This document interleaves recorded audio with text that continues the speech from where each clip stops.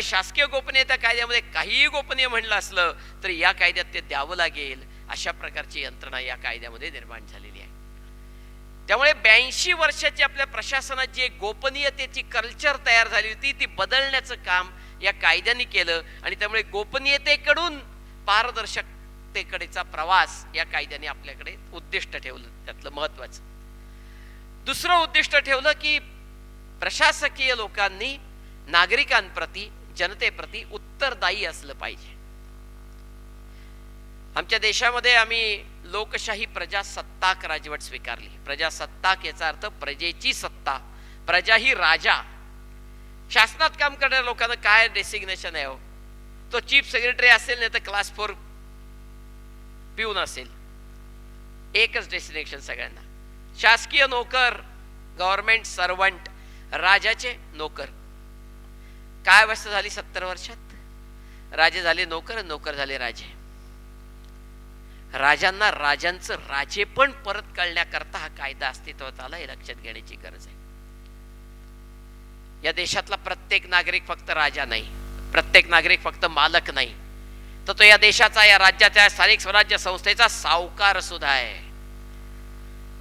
आमच्याकडे दुर्दैवाने गेली काही वर्ष आम्ही एका विद्यापीठाचे सगळेजण विद्यार्थी झालोय. त्या विद्यापीठाचं नाव आहे व्हॉट्सॲप विद्यापीठ. काय वाटेल ते खोटं नाटक त्याच्यावर येतो. एक पोस्ट फिरते गेले काही महिने त्याच्यावर. ते असं म्हणते की या देशात ते फक्त 3% नागरिक कर भरतात. याच्या इतकं धादांत खोटं दुसरं काही नाही हो. या देशातला भिकारी सुद्धा टॅक्स देतो, लक्षात ठेवा. कारण त्या भिकाऱ्याला सुद्धा बाजारात काहीतरी वस्तू विकत घ्यावी लागते आणि त्या वस्तूवर सरकार टॅक्स सोडत नाही. सकाळी उठल्यानंतर दात घासायला टूथपेस्ट वापरताना त्या टूथपेस्टवर सुद्धा सरकार टॅक्स घेऊन जातं. आणि मग तिथपासून रात्री झोपेपर्यंत जेवढ्या काही वस्तू आणि सेवा आपण वापरणार आहोत त्या प्रत्येक वस्तू आणि सेवेवर आपण टॅक्स देत राहतो. रात्री झोपताना ती गुड नाईट लावली ना, त्या गुड नाईटवर पण सरकार टॅक्स घेतं. आणि एवढ्यावर थांबत नाही, रात्री झोपल्यावर सुद्धा तुमच्या माझ्या खिशातून पैसे काढून घेणाऱ्या यंत्रणेचं नाव सरकार. कारण रात्री झोपल्यावर सुद्धा पंखा चालू राहतो, फ्रीज चालू राहतो, इलेक्ट्रिसिटीचा मीटर फिरतो. इलेक्ट्रिसिटीचा मीटर फिरला की इलेक्ट्रिसिटीचा युनिट पडतो, युनिट पडला की इलेक्ट्रिसिटी ड्युटी लागू 15%. 24 तास 365 दिवस प्रत्येकाच्या खिशातनं पैसे काढून घेणाऱ्या यंत्रणेचं नाव सरकार. आणि जर तुम्ही आणि मी रोज आमच्या खिशातनं पैसे काढून देणार असू तर आमच्या पैशाचं झालं काय हे विचारण्याचा हक्क आणि अधिकार आम्हाला असला पाहिजे. या उद्देशाने हा कायदा आला, हे लक्षात घ्या. साधा विचार करा, घरात 10-12 वर्षाचं पोरगा असतं. आई पोराला 100 रुपयाची नोट देते, सांगते जा बाजारात त्या 2 वस्तू घेऊन ये. पोरग घरात शिरलं की आईचा पहिला प्रश्न असतो, हिशोब सांग 100 रुपयाचा. 1, 2, 98. 2 रुपये कुठे आहेत? 2 रुपयाचं चॉकलेट तू परस्पर खाल्लंच कसं मला न विचारता, असं सख्खी आई सख्ख्या पोराला विचारते. आणि इथं तर आम्ही कोट्यावधी रुपये देत आलो रोज सरकारला, कधीच विचारलं नाही त्यांना आमच्या पैशाचं झालं काय. ते विचारण्याचा हक्क या कायद्याने मिळवून दिला. आणि म्हणून या कायद्याचं उद्दिष्टातच लिहून ठेवलंय की जे लोक आमच्यावर राज्य करतात त्यांनी आम्हाला उत्तरदायीच असलं पाहिजे, त्यांनी आम्हाला उत्तर देणं अपेक्षित आहे. हे या कायद्याचं दुसरं उद्दिष्ट आहे. तिसरं एक उद्दिष्ट आहे, खूप गमतीशीर आहे. उद्दिष्ट असं लिहिलंय कायद्यात, भ्रष्टाचारावर नियंत्रण ठेवू. हा कायदा सर्व राजकीय पक्षांनी एकमतांनी पार्लमेंटमध्ये पास केलाय. जेव्हा दारिद्र्य हा विषय येतो तेव्हा निर्मूलन असा शब्द जोडला जातो. भ्रष्टाचार शब्द आल्याबरोबर निर्मूलन शब्द काही आला नाही, नियंत्रणात ठेवू असा शब्द कायद्यात सुद्धा आला. आणि मला असं वाटतं तेवढं काम या कायद्याने नक्की केलं. 2005 नंतर जेवढे घोटाळे बाहेर आले ना तेवढे तर आधीच्या 60 वर्षात आले नव्हते.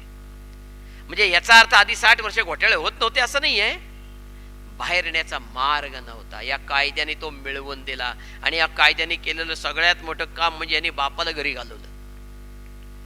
या कायद्याला जन्म दिला UPA गव्हर्नमेंट 2005.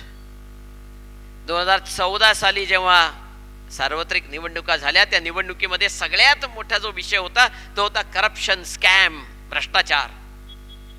आणि त्या विषयावर ते सरकार सत्तेतनं बाहेर फेकलं गेलं आणि तो विषय कुणी पुढे आणला तर माहिती अधिकार कायद्याने. आणि त्या अर्थाने या 9 वर्षाच्या तेव्हाच्या बाळाने सख्या बापाला बाहेर काढला. एवढं ह्या कायद्याचं महत्व आहे. भ्रष्टाचार कमी झाला की नाही मला माहित नाही, पण किमान बाहेर यायला लागला हे नक्की आहे. त्यामुळे माहिती अधिकार कायद्यात ही काही विशिष्ट उद्दिष्ट आहेत आणि त्या उद्दिष्टाने हा कायदा आलाय हे एकदा आम्हाला समजलं की मग पुढे या कायद्याबद्दल अडचणी कमी होत जातात. लागू कोणाकोणाला होतो कायदा? सर्व केंद्र सरकारचे डिपार्टमेंट्स, सर्व केंद्र सरकारच्या पब्लिक सेक्टर अंडरटेकिंग्स, ज्याच्यामध्ये नॅशनलाइज बँकांपासून LIC पर्यंत आणि BSNL पासून HPCL BPCL पर्यंत सगळ्यांना कायदा लागू होतो.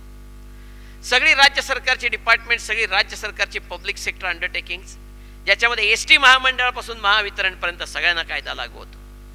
सगळ्या स्थानिक स्वराज्य संस्था, ग्रामपंचायत ते जिल्हा परिषद, नगरपालिका ते महानगरपालिका, सगळ्यांना कायदा लागू होतो.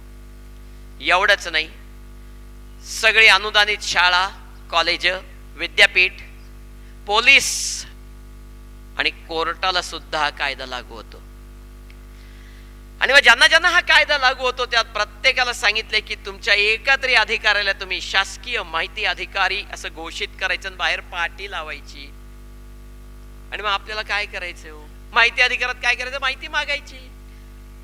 शासकीय माहिती अधिकारी असं नाव लिहिलेल्या अधिकाऱ्याकडे आहे असं नाव लिहिलेल्या अधिकाऱ्याकडे आपला माहितीच्या अधिकाराचा अर्ज द्यायचा.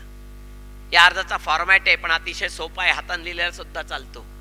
प्रति माहिती अधिकारी, त्या डिपार्टमेंटचं किंवा त्या संस्थेचं नाव, अर्जदाराचं नाव, अर्जदाराचा पत्ता, माहितीचा विषय. एका वाक्यात माहितीचा विषय. जसा आपण पत्राचा विषय लिहितो तसा माहितीचा विषय.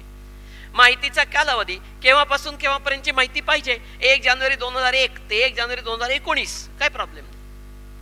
माहितीचे वर्णन 1 2 3 4 5 6 7 8 9 10 जे हवंय ते सगळं मागा. आपण दारिद्र्य रेषेखाली आहो का नाही हे लिहायचंय. माहिती कशी पाहिजे? पोस्टाने पाहिजे का स्वतः घेऊन जाणार? पोस्टाने पाहिजे असेल तर रजिस्ट्रेडीने पाहिजे का साध्या पोस्टाने पाहिजे ते लिहायचंय. डेट, प्लेस आणि सिग्नेचर, दॅट्स ऑल. काहीही या फॉर्म मध्ये दुसरं नाही. आत्ताच्या फॉर्म मध्ये तरी निदान 50 फील्ड आहेत, याच्यात तर 10च आहेत फक्त. अगदी सोपा फॉर्म आहे. सगळ्यात महत्वाचं हाताने लिहिलेलं चालतो. टाईप्डच पाहिजे असं बंधन नाही, फक्त हस्ताक्षर वाचता येण्यासारखं असावं एवढीच अट आहे. हा फॉर्म फक्त आमच्याकडे प्रॉब्लेम काय तुम्हाला खरं सांगतो, मागायचं काय आणि कसं हे आम्हाला मात्र समजत नाही. याचं परत एकदा मूळ येतं ते आमच्या शिक्षण व्यवस्थेमध्ये. काय सांगितलं आम्हाला लहानपणापासून KG to PG आम्हाला एवढं शिकवलं गेलं, जो उत्तम उत्तर देईल तो उत्तम विद्यार्थी. त्यामुळे प्रश्न विचारण्याची सवयच आम्हाला लागली नाही. इथे प्रश्न विचारायचे आणि तिथे अडचण होते. प्रश्न कसा असावा तुम्हाला एक साधं सांगतो. प्रश्न असा असला पाहिजे की कसंही उत्तर दिलं तरी अडचणीत आला पाहिजे. एखाद्याला विचारावं का हो हल्ली बायकोला मारणं सोडलं का? आता त्याने याचं उत्तर हो दिलं तर पूर्वी मारत होता हे सिद्ध झालं, आणि याचं उत्तर नाही दिलं तो कार्यक्रम अजून सुरू आहे हे सिद्ध झालं. म्हणजे कुठले उत्तर दिलं तरी अडचणीतच आला पाहिजे. त्यामुळे माहिती मागायची कशी हे थोडस स्किल आहे. इथे एक लक्षात घ्या, ही सगळी यंत्रणा आता 13 वर्षात खूप तयार झाली आहेत, लक्षात ठेवा. ते सगळे पोस्ट ग्रॅज्युएट आहेत शासन व्यवस्थेमधले आणि आपण अजून बिगारीत आहोत. प्रश्न विचारला की ते फेकून देतात. प्रश्नार्थक माहिती देता येणार नाही, त्यामुळे प्रश्न विचारायचा नाही.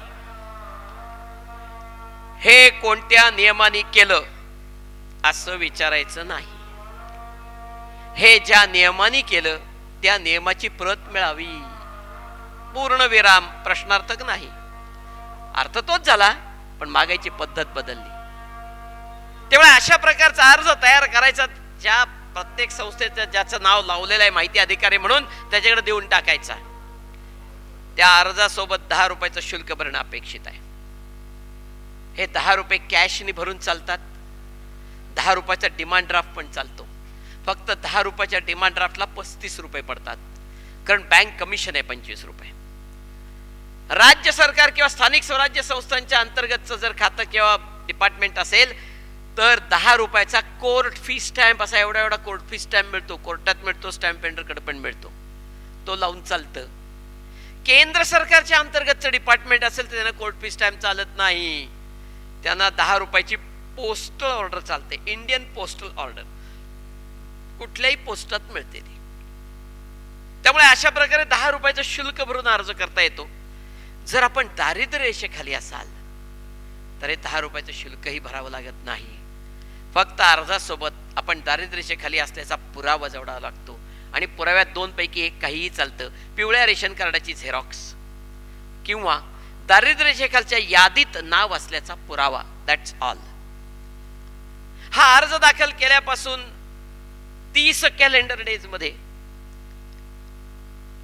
त्या अधिकाऱ्याचं आपल्याला उत्तर आलं पाहिजे की तुझी माहिती बाबा तयार आहे, त्याचे एवढे एवढे पैसे भर आणि माहिती घेऊन जा.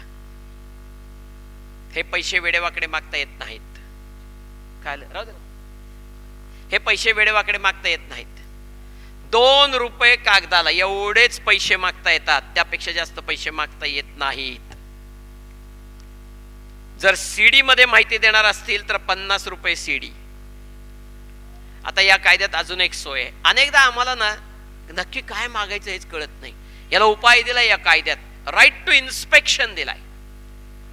म्हणजे मला या विषयाशी संबंधित सर्व कागदपत्र बघायची आहेत असा अर्ज करू शकतो आपण. आणि मग आपल्याला पत्र येईल 1 महिन्याच्या आत की या दिवशी या आणि सर्व कागदपत्र बघा.